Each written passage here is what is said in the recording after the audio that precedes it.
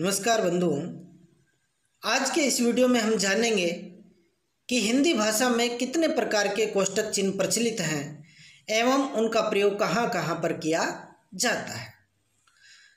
सर्वप्रथम आपको स्क्रीन पर दिखाई दे रहा है 3 प्रकार के कोष्टक चिन्ह, जिसमें सबसे पहला जो कोष्टक चिन्ह जिसे वर्ताकार कोष्टक के नाम से जाना जाता है। दूसरा चिन्ह जो आपको दिखाई दे रहा है उसे वर्गाकार कोष्टक के नाम से जाना जाता है और अगला जो कोष्टक चिन्ह दिखाई दे रहा है उसे सर्पिलाकार कोष्टक चिन्ह के नाम से जाना जाता है। तो आज हम इनके बारे में विस्तार से जानेंगे। सबसे पहले हम स्टार्ट करते हैं वर्ताकार कोष्टक।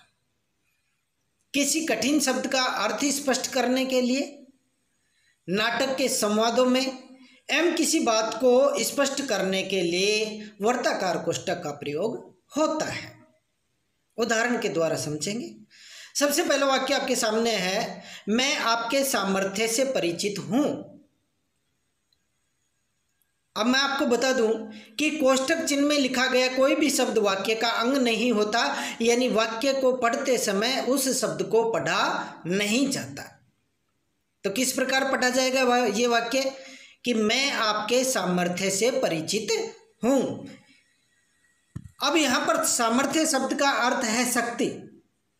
तो इस शब्द का अर्थ लिखने के लिए किसका प्रयोग किया गया है? यहां पर वर्ताकार कोष्टक का प्रयोग किया गया है। इसी प्रकार अगला वाक्य पढ़ेंगे। अफ्रीका के निग्रो लोग बोने होते हैं। अब यहाँ पर निग्रो लोगों का समानार्थी शब्द है हबसी, यानी निग्रो लोगों को हबसी कहा जाता है। तो समानार्थी शब्द लिखने के लिए भी किसका प्रयोग होता है? वर्ताकार कोष्टक का प्रयोग होता है। इसी प्रकार अगला है, राम को वनवास मिला। अब यहाँ पर इस बात को और अधिक स्पष्ट किया गया कि राम को वनवास मिला, यानी किस राम को? दशरथ पुत्र को। तो इस बात को स्पष्ट करने के लिए किसका प्रयोग किया गया? यहाँ पर वर्ताकार कोष्टक का प्रयोग किया गया। अगला देखते हैं, रावण मैं युद्ध के लिए तैयार हूं। पर रावण ने ये वाक्य किस प्रकार बोला? अभिमान में। तो यहाँ पर नाटकीय संवादों में, जैसा कि परिभाषा में लिखा गया है नाटक के संवादों में, तो नाटकीय संवादों में भी वर्ताकार कोष्टक का प्रयोग किया जाता है। तो ये वाक्य पढ़ा जाएगा, रावण मैं युद्ध के लिए तैयार हूं। इसी प्रकार अगला वाक्य पढ़ा जाएगा, राम मैं युद्ध नहीं चाहता। यानी राम कह रहे हैं मैं युद्ध नहीं चाहता। किस प्रकार कह रहे हैं? विनय पूर्वक। तो इस विनय पूर्वक को दर्शाने के लिए वर्ताकार कोष्टक का प्रयोग किया गया है। तो स्पष्ट हो गया है, किसी भी शब्द का अर्थ लिखने के लिए, अर्थ स्पष्ट करने के लिए, या कोई समानार्थी शब्द लिखने के लिए, या किसी बात को और अधिक स्पष्ट करने के लिए, या फिर नाटकीय संवादों में वर्ताकार कोष्टक का प्रयोग किया जाता है। अगला है वर्गाकार कोष्टक। वर्गाकार कोष्टक का प्रयोग कहाँ पर किया जाता है उसके बारे में हम इसमें जानेंगे। देखिए, वाक्य में आए अंग्रेजी शब्दों को लिखने एवं भूल सुधार हेतु वर्गाकार कोष्टक का प्रयोग होता है। जैसे उदाहरणों के द्वारा समझेंगे। पहला वाक्य लिखा गया है, संज्ञा की परिभाषा लिखिए। ये मैं आपको पहले बता चुका हूँ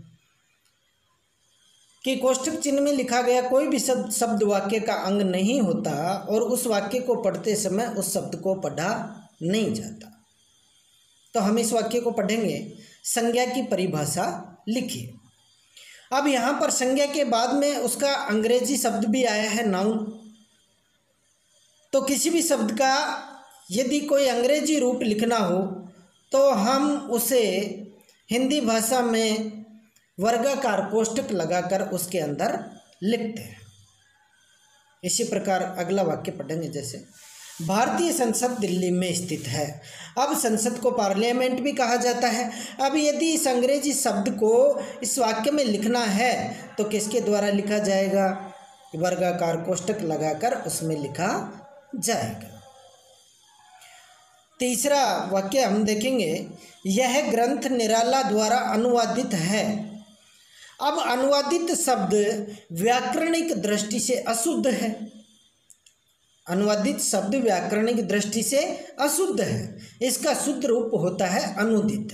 तो मान लीजिए कि लिखते समय लेखक या कोई व्यक्ति कोई व्याकरणिक दृष्टि से अशुद्ध शब्द लिख देता है, उसके बाद में यदि उसे शुद्ध शब्द के द्वारा दर्शाना है तो वर्गाकार कोष्ठक का प्रयोग करके उसके अंदर लिखना होता है। इसी प्रकार अगला वाक्य देखें, महंगाई चरमोत्कर्ष पर पहुंच गई है।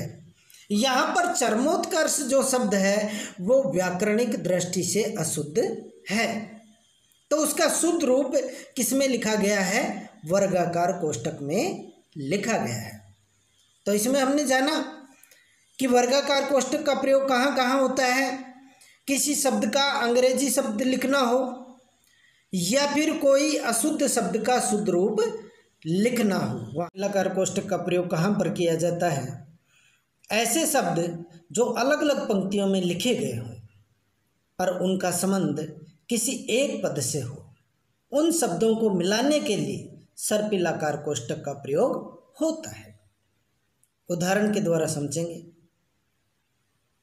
सबसे पहले उदाहरण दिया गया है, जैसे व्यक्तिवाचक, जातिवाचक और भाववाचक तीनों शब्द अलग अलग पंक्तियों में लिखे गए हैं। अब ये तीनों किसी एक सामान्य पद से संबंधित हैं, यानी तीनों किससे संबंधित हैं? संज्ञा से संबंधित हैं।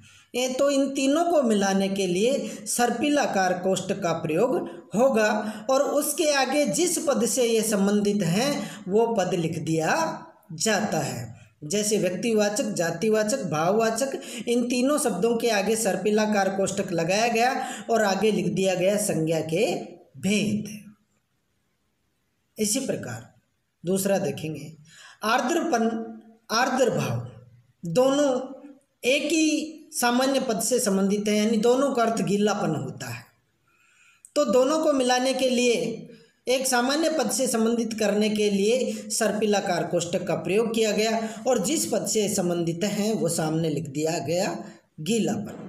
तो सर्पिलाकार कोष्ठक का प्रयोग कहाँ पर किया जाता है, इसके बारे में आप समझ गए होंगे कि ऐसे शब्द जो अलग अलग पंक्तियों में लिखे जाएं पर उनका संबंध किसी एक सामान्य पद से हो तो उन शब्दों को मिलाने के लिए सर्पिलाकार कोष्ठक का प्रयोग किया जाता है और उसके आगे वो सामान्य पद लिख दिया जाता है। अगर आपको वीडियो पसंद आया तो लाइक करें, कमेंट्स करें एवं सब्सक्राइब अवश्य करें। जय हिंद, जय भारत।